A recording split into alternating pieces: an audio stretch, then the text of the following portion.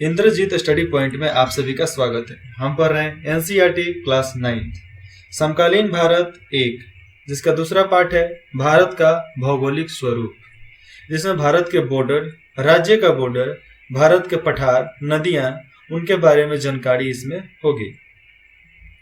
जैसा कि आप सब जानते हैं, भारत एक विभिन्न स्थलीकृत वाला एक विशाल देश है। भारत एक ऐसा देश है जहाँ पर हर प्रकार का भूमि है। पहाड़ी है, पहाड़ है, रेगिस्तानी है तो बर्फीली एरिया भी है, यहाँ पे मरुस्थल है तो एकदम मैदानी स्तर भी है, नदी है तो यहाँ पर डेल्टा भी आ जाता है, झरना भी आ जाता है। मतलब हर प्रकार का भूमि आपको यहाँ पर मौसम मिल जाएगा हिंदुस्तान में। भारत में आप किस प्रकार के क्षेत्र भूभाग में रहते हैं, मतलब आप रहते हैं तो वो कौन सा भू क्षेत्र है, पहाड़ी एरिया है, मैदानी एरिया है, मरुस्थल है या कौन सा। यदि आप मैदानी क्षेत्र में रहते हैं तो मतलब बराबर वाले जगह पे, तो आप वहाँ के दूर तक फैले विशाल मैदानों से परिचित होंगे कि कहाँ पर क्या है, कहाँ पर क्या नहीं है।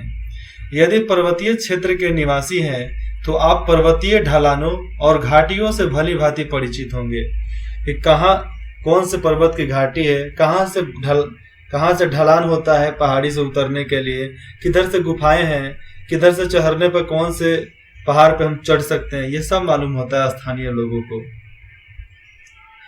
वास्तव में हमारे देश में हर प्रकार की भू आकृतियां पाई जाती है, जैसे पर्वत, मैदान, मरुस्थल, पठार और द्वीप समूह। इसमें पर्वत, ऊंचे ऊंचे पर्वत श्रेणी आ जाएंगे, बराबर जमीन आ जाएगा, रेगिस्तान हो जाएगा, पठारी एरिया, पथरीली एरिया हो जाएगा, पथरीली भाग। ऐसे पथरीली भाग आपको मध्य प्रदेश, ओडिशा, छत्तीसगढ़ में मिलेगा, झारखंड में भी है।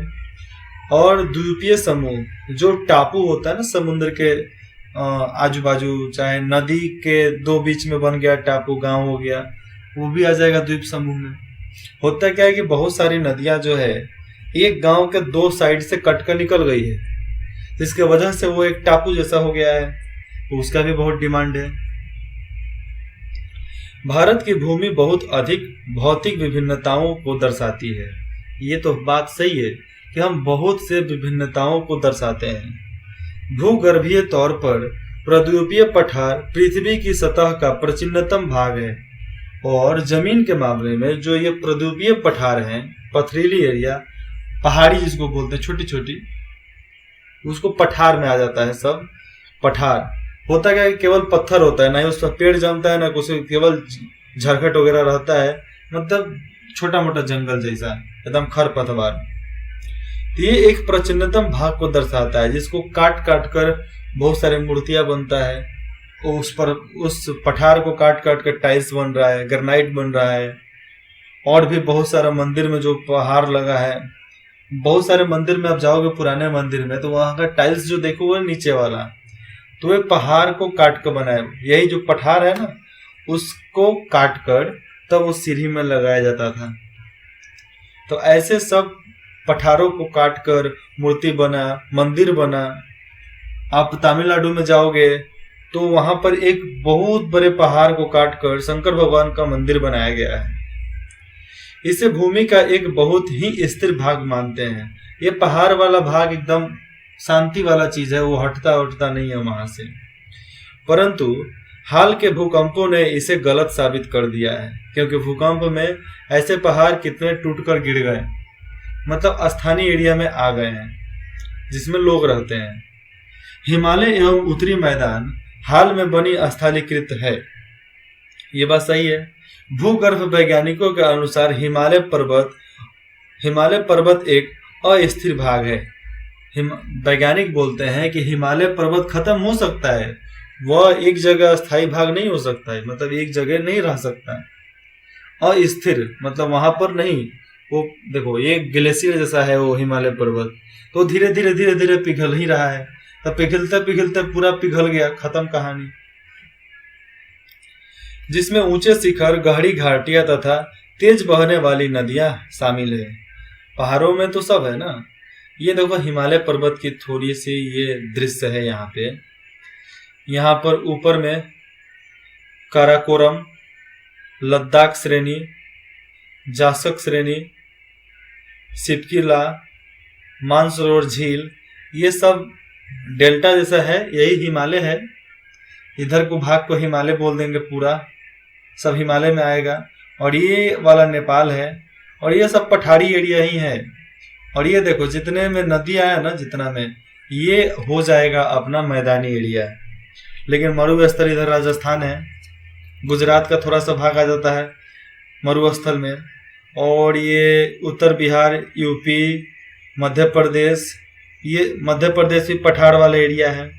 वहां पर भी आप जाओगे तो बहुत जगह पर केवल पहाड़ ही पहाड़ मिलेगा, छोटा पहाड़। उत्तरी मैदान जलोढ़ निक्षेपों से बना है। प्रद्वीपीय पठार अग्नेय तथा रूपांतरिक शैलों वाली कम ऊंची पहाड़ियों एवं चौड़ी घाटियों से बना है।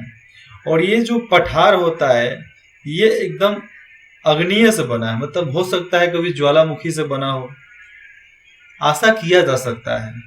और जो पठार वाला होता है वो ज्यादा ऊंचा नहीं होता है, कम ऊंचा होता है, लेकिन एकदम चौड़ा चौड़ा होता है। मतलब छोटा, हाइट ज्यादा नहीं रहेगा, लेकिन 3, 4, 5 किलोमीटर में फैला रहता है, तो वैसा उसी को पठार बोलते हैं। हम भोपाल में गए थे कटारा हिल्स, तो मैं जब 7 मंजिला बिल्डिंग पर चढ़े ऊपर, सबसे ऊपर, तो वहां से दिखा कि सब पहाड़े पहाड़ है। हम जहां बाजार करने जाते थे उस बाजार के पास जो जमीन था वो जमीन भी मिट्टी का नहीं था, बालू था, नहीं तो पत्थर था। जिस रोड पे चल रहे थे वो भी पहाड़ पर ही काट को बना है।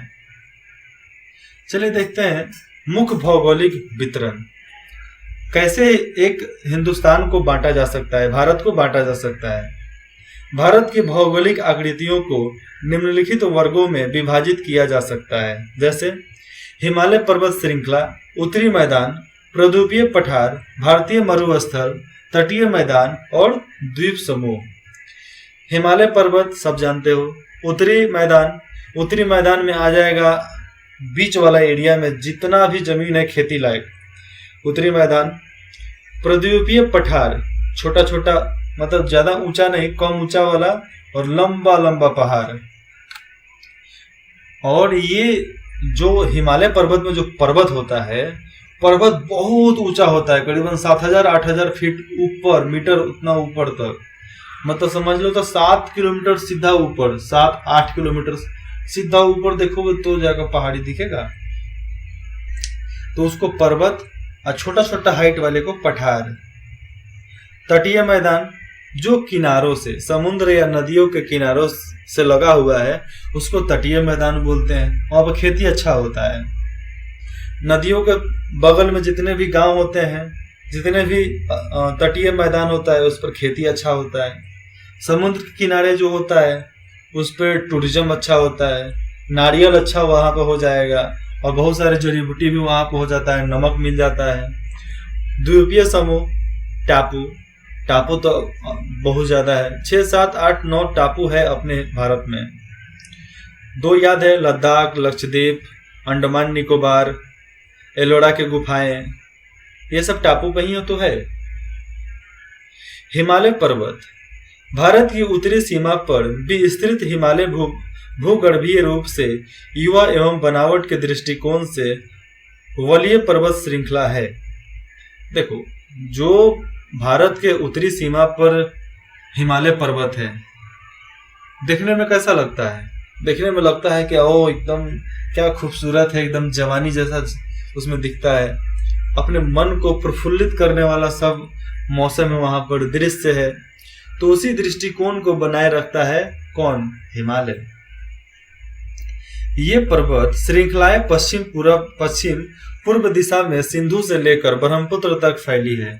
और ये जो पर्वत है सिंधु नदी से लेकर ब्रह्मपुत्र, मतलब पाकिस्तान से लेकर ब्रह्मपुत्र नदी तक ये सब पहाड़ फैला हुआ है, जिसमें श्रेणी में आ जाएगा हिमालय विश्व की सबसे ऊंची पर्वत श्रेणी है और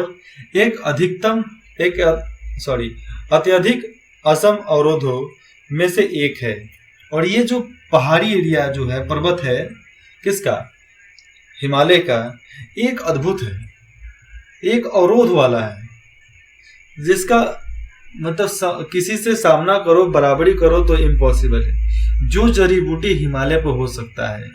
एक कहावत है, बेजुबानों में इतनी शक्ति होती है जितना इंसानों में नहीं होता है।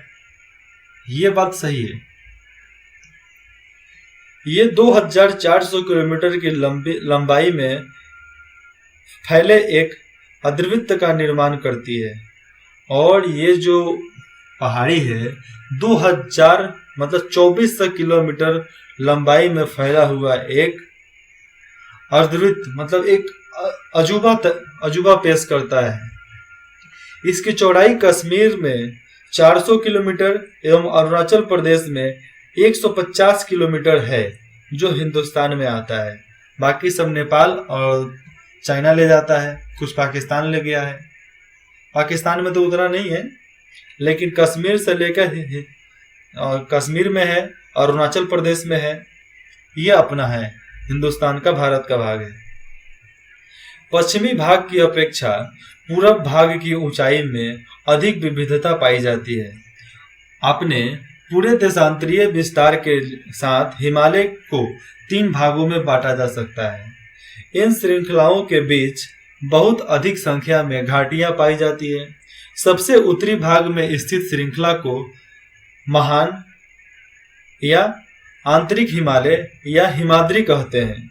यह सबसे अधिक सतत श्रृंखला है, जिसमें 6000 मीटर की औसत ऊंचाई वाले सर्वाधिक ऊंचे शिखर हैं, जिसमें हिमालय के सभी मुख्य शिखर आते हैं। अब देखते हैं हिमालय के कुछ ऊंचे शिखर मतलब पहाड़। माउंट एवरेस्ट नेपाल, ऊंचाई कितना है? 8848 मीटर मतलब 8.5 किलोमीटर ऊंचा।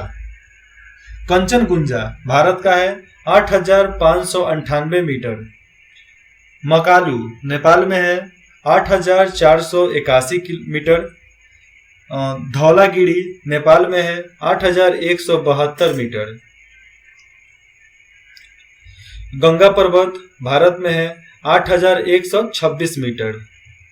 अन्नपूर्णा नेपाल में है, 8078 मीटर। नंदा देवी भारत में है, 7817 मीटर।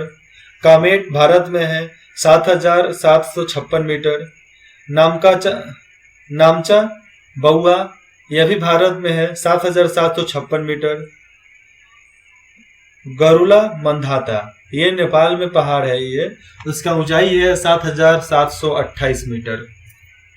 जो भी घूमने गया है अभी तक वो आप कमेंट में जरूर लिख कर बताना कि मैं घूमने गया हूं।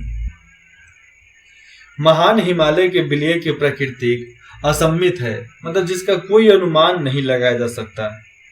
हिमालय के इस भाग का कोट ग्रेनाइट का बना है। जो हिमालय का ये भाग है कोट ग्रेनाइट का बना है। यह श्रृंखला हमेशा बर्फ से ढकी रहती है। अगर बर्फ हटता है तो सूरज की रोशनी जब उस पर पड़ती है तो लगता है कि सोना चमक रहा है, उतना प्रकाश होता है वहां से। इससे बहुत से हिमानियों का प्रवाह होता है। हिमानियों का एक नदियों का प्रवाह होता है पिघलने की वजह से। महान हिमालय में पाई जाने वाली महानियों तथा दर्रों के नाम, इसको आपको लिखना है, ज्ञात करना है, मतलब खोजना है। भारत के उन राज्यों के नाम जहां ऊपर दिए गए ऊंचे शिखर स्थित हैं, ये राज्य का नाम बताना है। नेपाल में उस किस राज्य में ये पहाड़ है, हिंदुस्तान के किस राज्य में ये पहाड़ है। हिंदुस्तान के 2 ही राज्य में ये सब पहाड़ है, जम्मू कश्मीर और अरुणाचल प्रदेश। हिमाद्री के दक्षिण में स्थित श्रृंखला सबसे अधिक असम है एवं हिमालय या निम्न हिमालय के नाम से जानी जाती है। यह हिमालय या निम्न छोटे हिमालय के नाम से जाना जाता है। देखो, एक बड़ा हिमालय, एक छोटा हिमालय।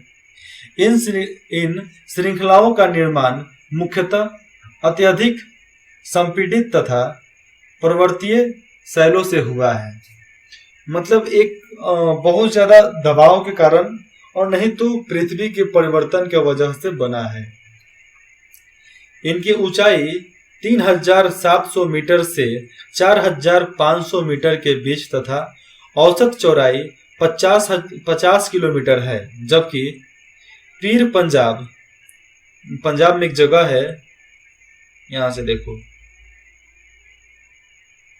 जबकि पीर पंजाब श्रृंखला सबसे लंबा तथा सबसे महत्वपूर्ण श्रृंखला है। धौलापुर एवं महाभारत, धौलापुर एवं महाभारत श्रृंखला भी महत्वपूर्ण है। इस श्रृंखला में कश्मीर की घाटी तथा हिमालय के कंगरा एवं कुल्लूर की घाटियां, कुल्लूर की घाटियों पर बहुत सारा कहानी भी है, तो कुल्लूर की घाटियां भी स्थित है किसमें, हिमालय के कंगरा एवं कंगरा भाग और कुल्लूर भाग। आप वहां के बारे में जब डिटेल्स निकालोगे ना नेट से, तो एक कुल्लूर की अलग ही कहानी आएगा, कंगरा भाग की अलग कहानी आएगा। ये सब घाटियां बहुत प्रसिद्ध हैं, आज की नहीं है, बहुत साल पहले। बोला तो जाता है कि हिमालय आज से करीबन 50,000 साल पहले का बना हुआ है, लेकिन इसका अनुमान नहीं है कि कब बना, लेकिन बना तो था ही। इस क्षेत्र को पहाड़ी नगरों के लिए जाना जाता है। कौन से? पंजाब श्रृंखला सबसे ऊंची, सबसे महत्वपूर्ण श्रृंखला है, जिसमें धौलापुर, उसी को बोलते हैं महाभारत श्रृंखला। कश्मीर घाटी में कंगरा और कुल्लूर, ये सब पहाड़ियों के नगर के नाम से जाने जाते हैं। आप शिमला चले जाओ, शिमला में जाओगे तो आपको वहां पर एक से एक पहाड़ दिखेगा, एक से एक घर दिखेगा, जो पहाड़ों के बीच में होता है। पहाड़ों के निर्माण के वजह से उसको बनाया गया है कि लोगों को अच्छा लगेगा देखने के लिए। एटलस से मसूरी, एटलस से मसूरी, नैनीताल, नैनीताल एक जगह है, नैनीताल एवं रानीखेत की स्थिति देखें तथा उन राज्यों के नाम लिखें जहां वे स्थित हैं। तो ये राज्य के नाम लिखना है जहां पर एटलस है, मसूरी, मसूरी जहां पर है उसका राज्य का नाम, नैनीताल और रानीखेत किस राज्य में है उसका नाम। हिमालय की सबसे बाहरी श्रृंखला को शिवालिय कहा जाता है। शिवालिय मतलब क्या? भगवान शिव का अड्डा, शिवालिय कहा जाता है। इनकी चौड़ाई 10 से 50 किलोमीटर तथा ऊंचाई 900 से 1100 मीटर के बीच है। कितना है? जिसकी चौड़ाई 10 से 50 किलोमीटर तथा ऊंचाई 900 से लेकर 1100 मीटर के बीच है। ये श्रृंखला उत्तर में स्थित मुख्य हिमालय की श्रृंखलाओं से नदियों द्वारा लाई गई असंपीड़ित अवसादों से बनी है। ये नदियों के द्वारा जो बहकर आया है पर्वत, पहाड़ टुकड़े टुकड़े में जो बटकर आया है, उसके वजह से ये बनता है। ये घाटियां बजरी, छोटे छोटे पत्थर देखे हो ना, बजरी जैसा, उसको बोलते हैं बजरी एरिया। तो ये घाटियां बजरी तथा जल्लोड की मोटी परत से ढकी हुई है। अब जैसे पहाड़ पे जाओगे तो दिखेगा कि आपको मतलब 10 से 20 किलो के पत्थर बहुत बड़ा बड़ा वहां पर है, तो वही बजरी आ जाएगा। और रोड पे जो कंकर मिल जाता है वो रोड का बजरी होता है। तो उसी से वो शिवालय का एरिया जो बना है, बर्फ से भी ढका रहता है, देखने में लगता है कि वो तेरी कहाँ आ गए, हम जन्नत में आ गए क्या, कि स्वर्ग में आ गए। निम्न हिमाचल तथा शिवालिक के बीच, किसके बीच? हिमाचल, कुछ हिमाचल के भाग और शिवालिक के बीच में स्थित लंबवत घाटी, वहां पर एक लंबवत घाटी है। लंबवत घाटी को दून के नाम से जाना जाता है। कुछ प्रसिद्ध दून है देहरादून, कोटली दून और पाटली दून। ये जो देहरादून है, कोटली दून और पाटली दून देखने में एकदम स्वर्ग से कम नहीं है, लगेगा कि हम स्वर्ग में आ गए। ऐसे वहां पर पहाड़ियां हैं, बर्फीले एरिया है, नदी है। वहां की नदी का पानी इतना साफ है ना, आप चाहो तो गिलास से उठाकर पी सकते हो, उजली से उठाकर पी सकते हो, और पानी एकदम नॉर्मल। और रात को वही पानी पियोगे तो आपका फेफड़ा वेफड़ा सब जम जाएगा, इसमें कोई दिक्कत नहीं है फेफड़ा जमने में। रात को आप उस एरिया में रह नहीं सकते हो, रात को रहोगे आपका पूरा शरीर बर्फ हो जाएगा, जम कर मर जाओगे। इसीलिए बोलते हैं रात को बेटा घर से बाहर नहीं निकलने का। तो ये पहाड़ियां हैं, देखो यहाँ पर ये क्या बताया जा रहा है इससे। भारत मुख्य भौगोलिक वितरण, ये देखो जम्मू कश्मीर का ये भाग हो गया, दिखाता हूं पेन से करके। जम्मू कश्मीर का ये भाग हो गया, इधर से नेपाल आ जाता है, ये अरुणाचल प्रदेश हो गया, ये राजस्थान हो गया, ये मरुस्थल इधर को है, ये भारतीय महामरुस्थल यहाँ पर लिखा गया है, ये पूरा रेगिस्तानी एरिया है। ये पंजाब का जो एरिया है ये भी पहले हिंदुस्तान में था, इधर से भी लेकर ये सब पहाड़ी एरिया है। इधर को सब खेती बाड़ी पाकिस्तान वाले इतना ही दूर में करते हैं। इधर से आप आ जाओ तो मालवा है, मालवा मध्य प्रदेश में आता है, और विंध्य श्रेणी विंध्याचल प्रदेश इसी क्षेत्र में आता है। विंध्याचल प्रदेश तो ऊपर वाले को बोलते हैं, लेकिन विंध्य प्रदेश के नाम से ये भी जाना गया है, जो मध्य प्रदेश में आता है। ये भी पठारी एरिया है पूरा, मैं बोला नहीं मध्य प्रदेश पठारी एरिया। उसके बाद से महादेव पहाड़ियाँ, छत्तीसगढ़ में आ जाओगे, छोटा नागपुर में पठार है जिसको झारखंड बोलते हैं, झारखंड है, इधर को ओडिशा है, बंगाल में भी कुछ पठारी है, अरुणाचल प्रदेश में, इधर मिजोरम में है, अंडमान निकोबार। ये ढक्कन की पठार है, ढक्कन की पठार भी बहुत बड़ा है। ये घाट है, ये भी पहाड़ी एरिया है, ये भी सब पहाड़ वाला ही एरिया है, लेकिन फिर भी खेती होता है, ऐसा बात नहीं खेती नहीं होता है। इधर का मुंबई वाला क्षेत्र है, देखो इतना दूर का जो भाग है ये सब मुंबई में आता है। मुंबई वाले भी इधर को बहुत पहाड़ी पहाड़ है, जाओगे तो देखोगे खाली पहाड़ी पहाड़ दिख रहा है। इधर तमिलनाडु केरल में इधर को पहाड़ आ जाएगा।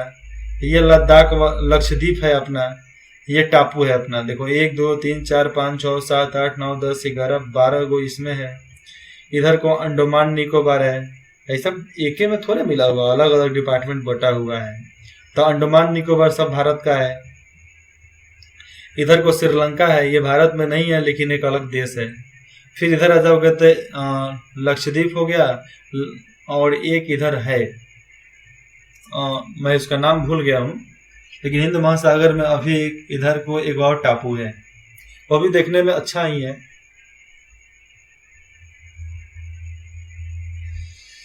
चलिए आगे देखते हैं।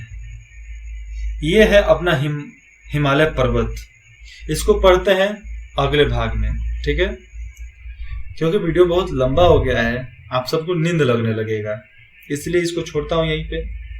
अगर आपको कुछ भी डाउट हो तो आप कमेंट बॉक्स में आप लिख कर पूछ सकते हैं कि सर मेरे को यहाँ पे डाउट है, और नहीं तो आप डिस्क्रिप्शन में जाओ, नंबर दिए गए हैं, व्हाट्सएप नंबर पे आप मैसेज कर देना, आपको टाइम दे दिया जाएगा, नहीं तो आपको सोल्यूशन उसी समय मिल जाएगा, ठीक है।